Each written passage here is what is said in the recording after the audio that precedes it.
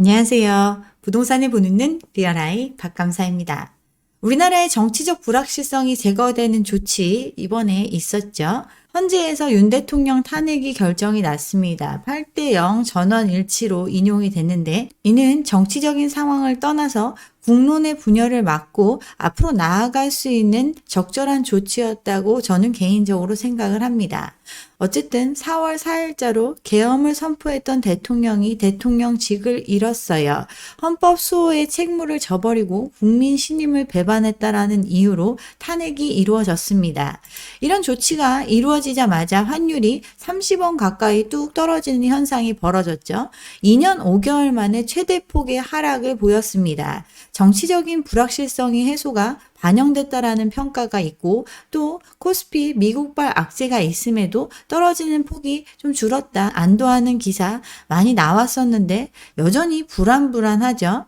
정치적 불안은 해소됐지만 미국에서 추진하는 상호 관세 이로 인한 글로벌 경기 침체의 가능성이 짙어지고 있는 상황이기 때문에 살얼음판을 걷는 것과 같습니다. 바로 F4A도 열렸죠. 금융 외환시장 반응을 점검하고 필요시 가용한 시장 안정 조치를 하겠다. 그리고 대선이 마무리될 때까지 국가 신인도 사수에 총력을 다하겠다라는 입장을 밝힐 정도로 지금 우리나라의 대외적인 상황 좋지 않습니다. 환율이 떨어지는가 싶었는데 마무리는 그닥 좋지 않았어요. 정치적인 불안정성이 해소됐다는 호재가 발생을 했지만 하루도 못 가서 환율이 원래대로 돌아가는 현상 벌어졌고 주가는 조정의 공포를 앞두고 있습니다. 환율 1,500원 넘었던 거 2번 있었죠. 1997년 IMF 터졌을 때 1,800원 가까이 갔었죠. 외환 감당 능력이 없다라고 판단이 되고 지급 불능 국가로 분류가 됐습니다. 국가 신용 등급이 강등당하는 사태, 수입이 마비되고 금모으기 운동 등을 통해서 겨우겨우 극복할 수 있었던 그 시기에 환율은 1,800원까지 갔습니다. 또 2008년 금융위기 때 1,500원을 넘었었죠. 그 전까지만 해도 1,000원이 안 되던 환율이었는데 1,570원까지 올라가면서 외국인 투자 자금의 이탈로 큰 충격이 있었어요.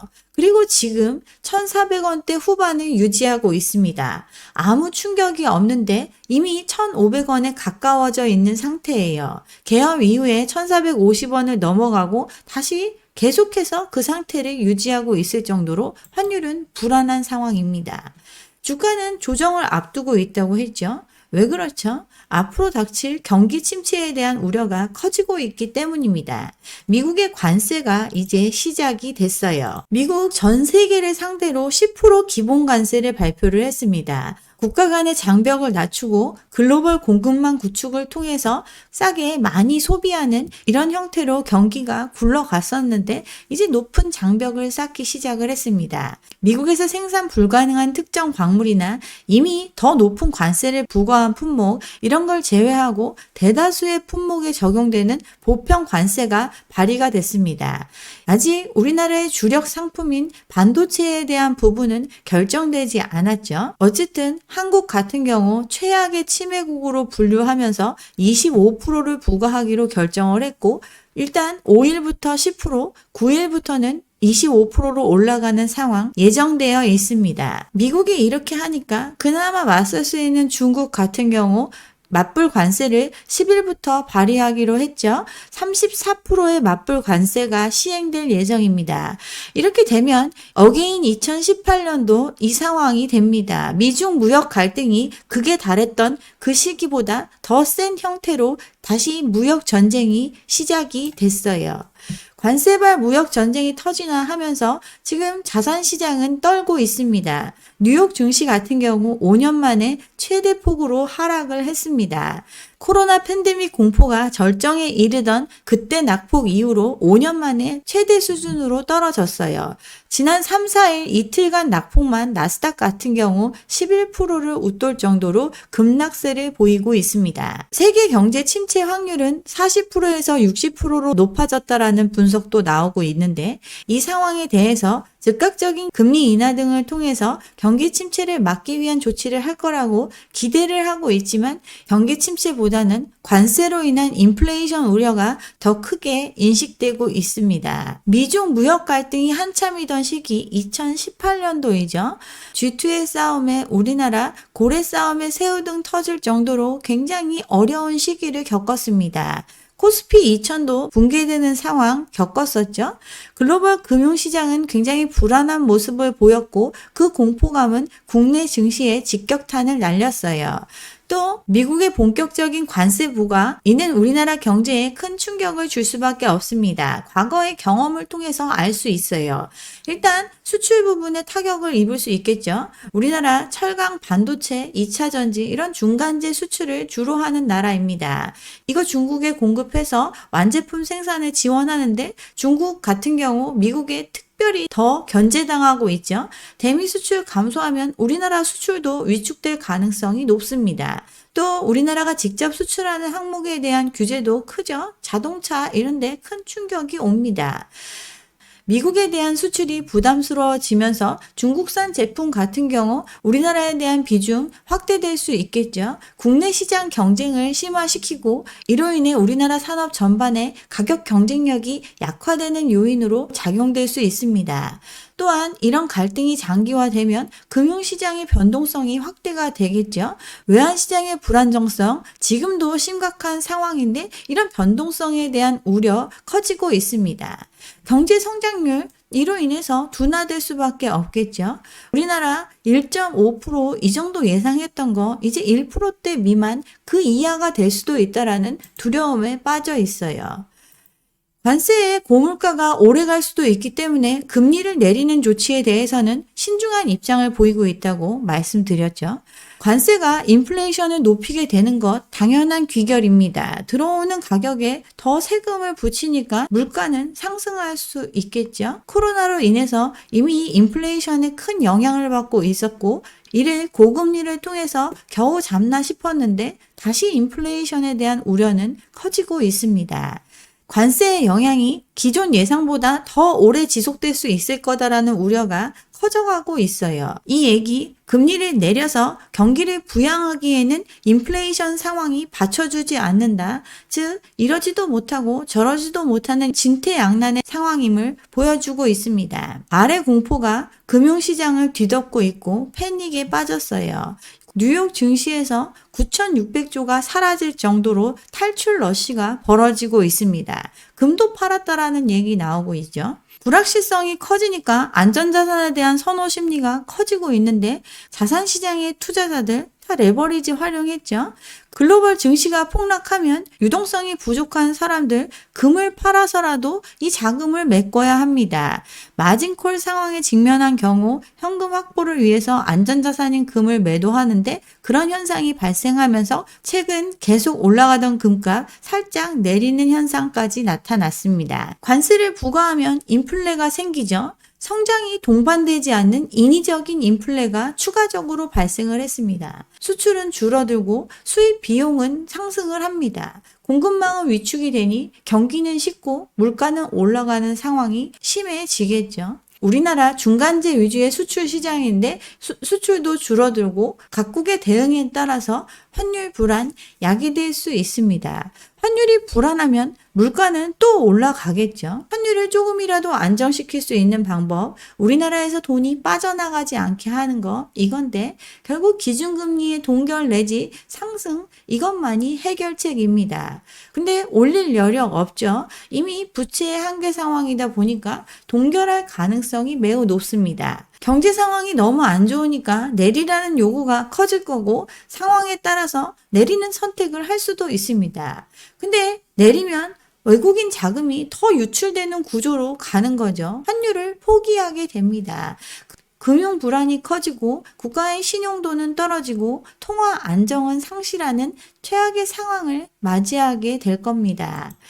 미국도 금리를 차분히 내려주면 이런 상황이 덜해질 수는 있겠지만 미국 금리 내리는 선택 쉽지가 않습니다. 미 연준의 역할, 물가를 안정시키면서 최대 고용을 목표로 운영하고 있습니다. 관세로 인해서 물가가 상승하고 있는 이 인플레 상황에서 금리를 내리는 선택 쉽지 않아요. 다만 경기 침체의 공포가 있기 때문에 금리 인하를 할 수도 있겠지만 상대적으로 우리나라 금리 인하의 여력은 줄어들고 있습니다. 현재 시장의 상황, 우리나라 같은 경우는 이미 스태그플레이션이 시작이 됐고 전 세계적으로 그 위기감이 커져가고 있어요. 이러다 보니까 안전자산에 대한 선호도가 높아지고 있어요. 미래에 대한 불확실성이 크니까 이제는 투자를 통해서 돈을 버는 것보다 돈을 잃지 않는 게 더 중요한 시장의 컨선이 되고 있습니다. 안전자산 금도 내다 파는 일이 생긴 것, 불확실성에 따른 자산시장의 변동, 이런 변동성 때문에 유동성 부족에 직면한 투자자들 현금 확보를 위해서 안전자산을 팔아서 상황에 대응을 했습니다. 경기 침체의 가능성이 커지고 있으니까 구리값도 큰 폭으로 떨어졌어요. 국제 유가도 4년 만에 최저 수준으로 내려앉았습니다. 미국의 관세 정책이 글로벌 경기 침체의 본격화를 알리는 신호가 되고 있습니다. 경기 침체가 된다는 것, 기업의 도산, 실업, 또 자산 가치의 하락이 발생됨을 의미하고 이는 시장의 투자자들한테 위험 회피 성향을 강조하게 되죠. 얼마나 위기의 상황에서는 얼마를 버느냐가 중요한 게 아니라 얼마를 잃지 않느냐가 중요하다고 말씀을 드렸는데 그 얘기 언제든 현금화 가능하고 그 가치가 덜 흔들리는 자산에 돈이 몰림을 뜻합니다. 미중 무역 갈등이 한참이던 시기, 그 시기에 현금이 최고 수익률을 보였던 것처럼 앞으로 이런 시장 예상이 되죠. 이런 시기를 기다려왔던 준비된 부자들은 가슴이 뛰고 있습니다. 가치 투자의 전설 버핏 같은 경우 10분기째 현금을 확대하고 있죠. 10분기면 거의 2년 넘게 현금 규모를 키워가고 있다는 뜻입니다. 34년 만에 최대 현금 포지션을 보이는 이유, 지금 자산시장의 버블이 대공황 당시 수준과 거의 맞먹을 정도로 과열되어 있다고 판단하기 때문에 조정을 확신하고 그에 대응하기 위해 현금을 확보하는 전략 480조를 가지고 있는 워렌 버핏의 선택이었어요.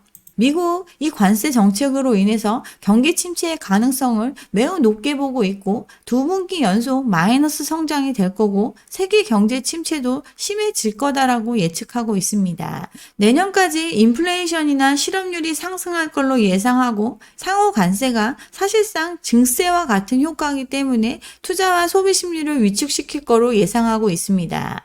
그동안 잘 나갔던 미국도 이런 상황이지만 다른 나라들은 더 큰 위험에 노출이 됐습니다. 세계 경제의 중대한 위험이라고 칭해질 정도로 이번 조치는 크나큰 충격으로 다가오게 생겼어요. 영국도 침체에 빠질 수 있을 거라고 얘기하고 중국 같은 경우는 대미 수출 30% 정도 감소할 걸로 추정하고 있습니다. 미국이 가장 높은 관세율을 적용한 거 베트남인데 이 베트남 같은 경우는 GDP의 5% 이상이 증발할 수 있을 거다라는 예측까지 나오고 있습니다. 침체가 예정되어 있고 이는 감당하지 못하는 부채를 가지고 있는 경우 또 유동성의 위기를 겪는 경우 구조조정으로 내몰림을 뜻합니다. 박앤세일의 기간이 도래를 하는 거죠. 현금이 있어야 이런 기회를 잡을 수 있으니 안전자산에 대한 선호도 높아지고 있어요. 안전자산이라는 게 도대체 뭐죠? 떼일 위험이 없는 돈을 말합니다. 또 시장 가격의 변동 위험이라든가 실질 가치가 사라지는 일, 이런 리스크가 없거나 매우 적은 자산을 우리는 안전자산이라고 칭합니다.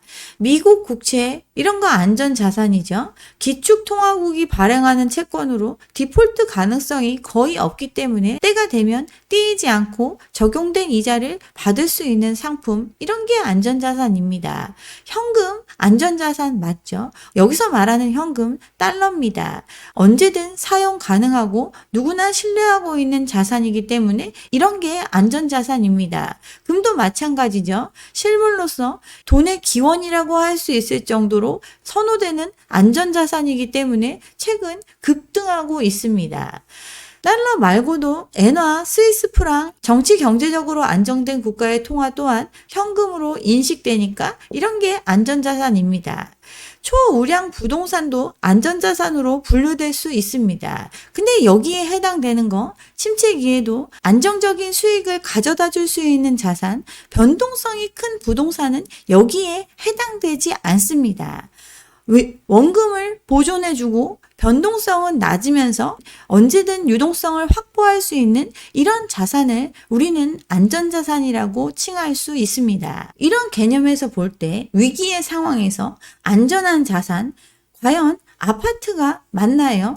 경기 침체의 우려가 커지고 있고 실제로 부동산에 돈 묶인 사람들 많고 이런 상황임에도 불구하고 요즘 많이 나오는 얘기, 강남의 아파트, 수도권의 아파트 똘똘한 한 채 안전자산이다. 위기의 상황에서도 똘똘한 한 채 같은 건 투자해도 괜찮다. 이런 얘기들 많이 나옵니다. 변동성이 적고 언제든 환가될 수 있는 게 안전자산의 특성인데 그렇지 않았던 게 아파트입니다.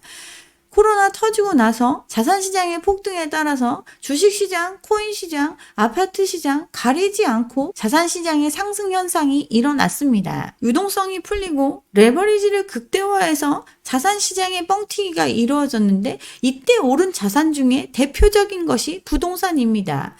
근데 리스크 회피 심리가 확대되고 현금성 자산이 중시되는 이 상황에서 아파트가 안전자산 맞나요? 언제든 현금화될 수 있는 자산인가요? 변동성이 크지 않은 자산인가요? 자고 일어나면 수억이 올랐다 내렸다 하는 이 자산이 과연 안전자산이 될 수 있나요? 그렇지 않음에도 사람들 착각하고 있습니다. 일본의 부동산 버블 붕괴 이후로 현재까지 고점을 회복하지 못한 게 대다수입니다. 구조적으로 문제가 쌓여가고 있었고 외부적인 충격으로 붕괴된 이후 아직도 회복하지 못하는 것, 자산시장 리스크 테이킹 했기 때문에 그 리스크를 고스란히 손실로 감당하고 있는 시장입니다. 중국, 우리나라처럼 부동산에 대한 선호 현상이 높은 나라였고 그만큼 많은 자금이 부동산 시장으로 흘러 들어갔습니다. 그렇지만 정책적 변화 그리고 구조적인 문제 때문에 침체를 겪은 지 3년이 넘어가고 있는데 아직도 회복되지 못하고 있습니다. 다른 나라들 거품의 붕괴 과정에서 이미 이런 조정들을 겪고 있는데 우리나라만 아파트 안전하다고 생각하고 있습니다.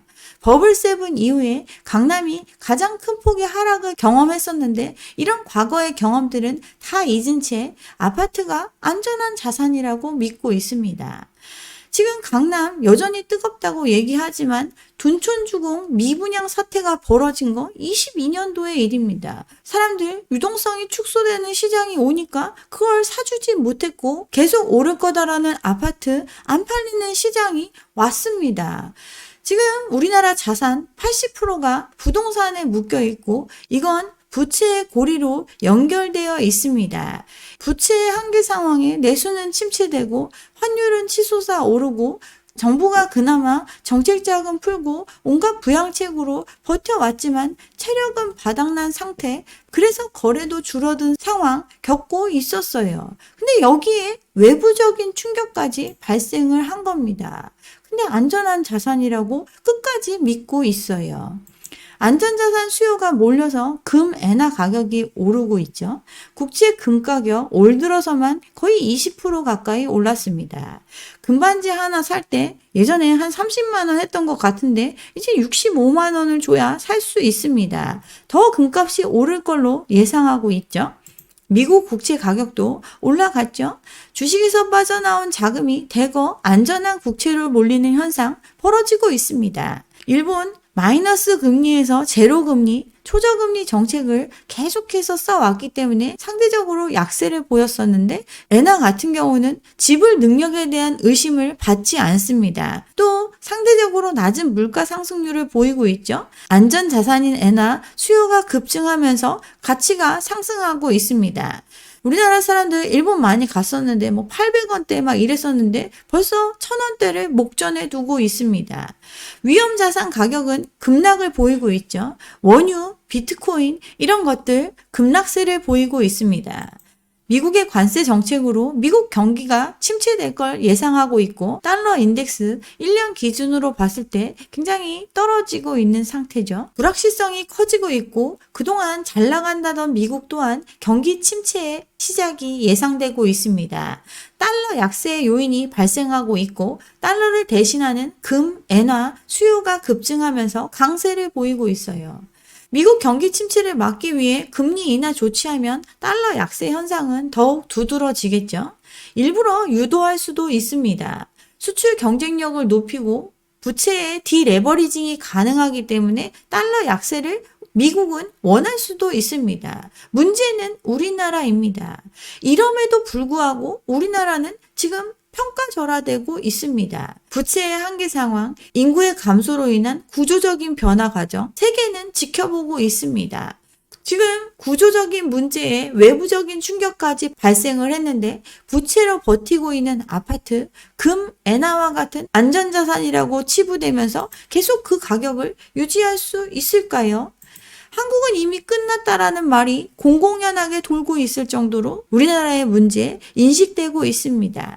출산율 문제가 가장 크죠. 집값이 너무 올라가지고 집 사느라 다 빚지고 있으니 애 낳을 생각 안 하죠. 합계 출산율 0.72, 서울 같은 경우 0.5, 4세대만 거치면 100명의 한국인이 5명으로 줄어들 정도로 심각한 인구 감소, 초고령화 사회로 구조가 바뀌고 있는 나라에 대한 신뢰 점점 줄어들고 있습니다. 아파트에 대한 믿음, 가게는 여전히 공고하지만 정부는 이미 헤어질 결심을 했습니다. 이번에 부동산 가격이 더 오를 거다라는 기대가 없다고 판단해가지고 서울시장 어떻게 보면 똥볼을 날렸다가 지금 더 강한 규제책 내놓고 있습니다. 압구정, 여의도, 목동, 성수동 여기 토지거래 허가구역 재지정했습니다. 강남 상구와 용산구 아파트 전체를 토어제로 지정했던 것, 이런 강력한 조치에 뒤이어서 기존에 지정됐던 곳들 다 다시 묶었어요. 자산시장의 과열과 함께 과열됐던 부동산 시장입니다. 그 결과가 가계부채 2,000조, 자영업자 대출 1,000조, 또 전세금 1,000조 이렇게 빚으로 쌓여 있습니다. 이 빚을 감당할 능력 그동안 따지지도 않았고 24년도 이미 DSR 적용이 되고 있는 시기에도 DSR 적용 안 된 대출이 65%에 달할 정도로 그 상환 능력 자체를 안 따지고 부채의 규모를 키워놓은 상태입니다. 그런데 부동산 시장의 가격 조정 있었나요? 아직도 그 버블이 꺼지지 않은 상태입니다. 부채로 인해 쓸 돈이 없고 물가는 오르는데 내수는 침체된 상황, 스태그플레이션을 이미 겪고 있는 나라입니다. 여기에 더 큰 충격이 시작이 되는데 아직도 아파트 안전자산이라고 얘기하고 있습니다. 조정은 없고 상승만 있는, 금보다 더 좋은 게 아파트인 거죠. 이렇게 믿고 있는 시장입니다. 인구는 줄고 쓸 돈은 없고 집밖에 없는 우리나라 사람들, 이 믿음은 결코 깨지지 않을 거다라는 착각에 빠져 있습니다. 정부는 이미 부동산 부양에 대해서 헤어질 결심을 한 것과 같습니다. 그리고 더 이상 여력도 없어요. 이제 대선이 이루어지고 정권 교체가 되고 나면 다시 경기 부양할 거다. 그래서 집값 다시 오를 거다. 과거의 사례를 보면 야권이 정권을 잡았을 때 아파트 가격 무조건 올랐다. 그래서 또다시 오를 거다. 이런 기대감이 있지만 현실을 좀 돌아봤으면 좋겠습니다. 네, 여기까지 오늘 준비한 내용이고요. 오늘 제 영상이 좋았다면 좋아요와 구독 잊지 마시고 다음 영상도 함께 해주시기 바랍니다. 감사합니다.